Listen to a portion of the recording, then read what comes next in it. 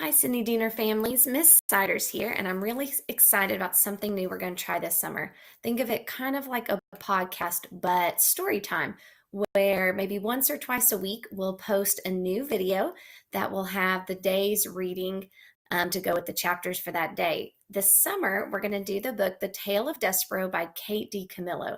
She's one of my favorite authors, and this is just a great fantasy story about a little mouse, as you can see on the cover. So I hope that you end up enjoying this book as much as I do. Before we get started, I want us to talk about how good readers ask questions. Good readers look at the title, the cover, and they ask questions. They try and get some things that they're going to answer as they read. So, for example, I look at the title and I'm kind of already asking myself, what is Despereaux? Is Despereaux a name? Is Despereaux the mouse that I see on the cover? I know a tale is a story, so the story of Despereaux. I also see that the mouse has a piece of red thread and a needle, and it kind of looks like he's in a hurry. So I wonder what's going on there. I wonder, why does he have those? What's he using them for? And that's just the few questions I get from looking at the cover. You may have some other questions that you're wondering. So you might take a moment and write those down. The way that good readers answer those questions is they dive into the book and they see if they can find the answers in the story. And we are going to do that today. Before we get started, though, we're going to look at two vocabulary words that are going to show up in our story. The first is the word exhausted, which just means very tired. Some other words that mean the same thing as exhausted are worn out, weary, or fatigued. So at the end of a long day, maybe you've had several baseball games or you've been swimming all day, you could say, man, I am exhausted. Just another way to say that you are very tired. Another word that's going to show up in our story a bunch, especially in chapters 1 and 2, is the word disappointment. That's when you feel sad when your hopes or your wishes don't work out. Words that mean the same thing are regret, sorrow, or dismay. So maybe you've had some disappointments. Maybe you were hoping or wishing for something and it just didn't turn out the way that you were expecting. So those two words are going to show up in our story today. I want you to be listening for those. We are going to be reading chapters 1 and 2 of The Tale of Despereaux today. And I want you to be thinking about those questions you have just in these first two chapters. Maybe we'll get to the answers of some of them. Maybe we'll have even new questions before we get finished. But now is time for us to begin. So I hope you enjoy The Tale of Despereaux. The world is dark and light is precious.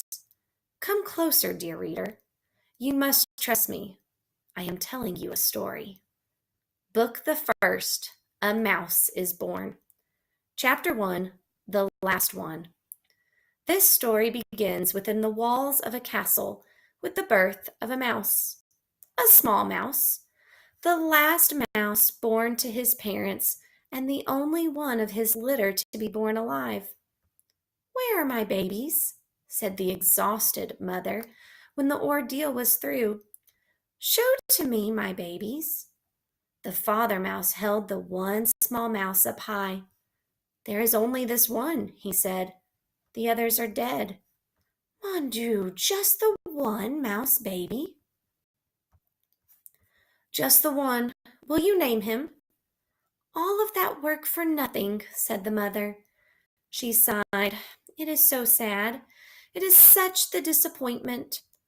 She was a French mouse who had arrived at the castle long ago in the luggage of a visiting French diplomat. Disappointment was one of her favorite words. She used it often. Will you name him? Repeated the father. Will I name him? Will I name him? Of course I will name him, but he will only die like the others.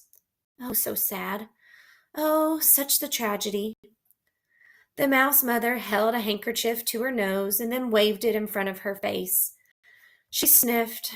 I will name him. Yes, I will name this mouse Despereaux, for all the sadness, for the many despairs in this place.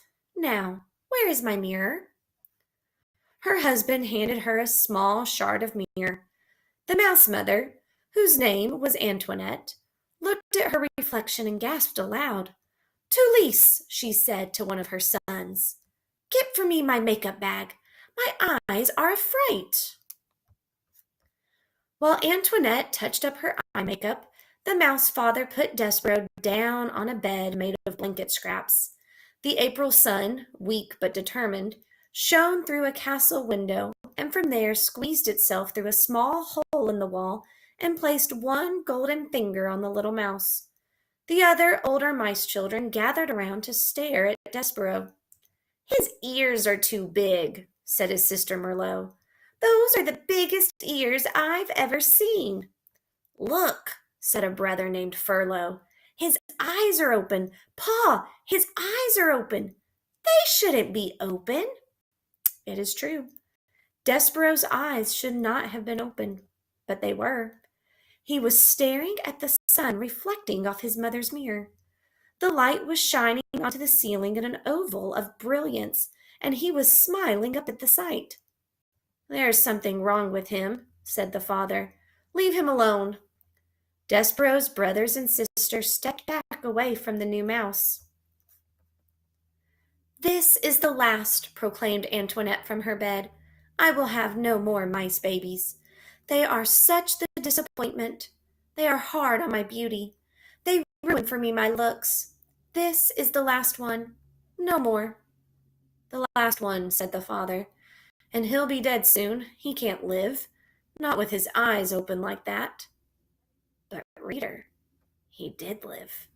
This is his story. Chapter 2. Such a Disappointment.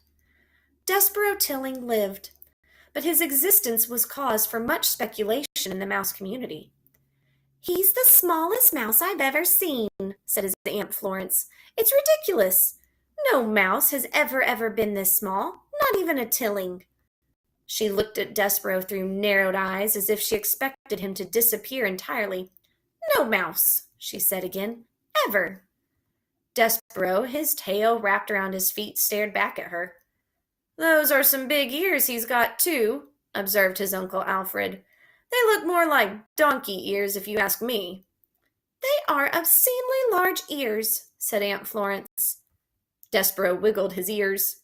His Aunt Florence gasped. "They say he was born with his eyes open," whispered Uncle Alfred. Despereaux stared hard at his uncle. "Impossible," said Aunt Florence. "No mouse, no matter how small or obscenely large-eared, is ever born with his eyes open. It simply isn't done." "His Pa Lester says he's not well," said Uncle Alfred. Despereaux sneezed. He said nothing in defense of himself. How could he? Everything his aunt and uncle said was true. He was ridiculously small. His ears were obscenely large. He had been born with his eyes open, and he was sickly. He coughed and sneezed so often that he carried a handkerchief in one paw at all times. He ran temperatures. He fainted at loud noises. Most alarming of all, he showed no interest in the things a mouse should show interest in. He did not think constantly of food. He was not intent on tracking down every crumb. While his larger older siblings ate, Despereaux stood with his head cocked to one side, holding very still. "Do you hear that sweet, sweet sound?" he said. "I hear the sound of cake crumbs falling out of people's mouths and hitting the floor," said his brother Tulise. "That's what I hear." "No," said Despereaux. "It's something else. It sounds like, honey." "You might have big ears," said Tulise, "but they're not attached right to your brain. You don't hear honey. You smell honey. When there's honey to smell, which there isn't." "Son," barked Despereaux's father, "snap to it. Get your head out of the clouds and hunt for crumbs." "Please," said his mother, "look for the crumbs. Eat them to make your mamma happy. You are such the skinny mouse. You are a disappointment to your mamma." "Sorry," said Despereaux. He lowered his head and sniffed the castle floor. But reader, he was not smelling. He was listening with his big ears to the sweet sound that no other mouse seemed to hear. All right, and that is the end of chapter 2 for today. So we did answer at least a few of our questions. We had wondered what Despereaux was. It is the name of the mouse, and it is a little boy mouse. But I still have lots more new questions. I wonder what this sound is it talks about at the end, this sweet sound that no other mouse seemed to hear. I wonder what it is that Despereaux can hear. And I can already tell that Despereaux is very different from the other mice. So I wonder, why is he different? Why is there something special about the fact that he was born with his eyes open? What's so special about his big ears? I kind of feel like there's going to be something special with Despereaux, and I wonder what's going to happen with him. You might have your own questions you're wondering, maybe about something with his mother or one of his brothers or his aunt or uncle. Maybe you wonder about the castle he lives in. So, what you might do is you might write down a few of those questions you have, put it somewhere safe, and see if we answer any of those questions next time when we will read the next couple chapters. Maybe by the end of the book, you'll get those questions answered by the end. So I hope you enjoyed our story time today, and I look forward to doing our next chapters with you. And I hope that you'll come back next time to see what happens with the tale of Despereaux.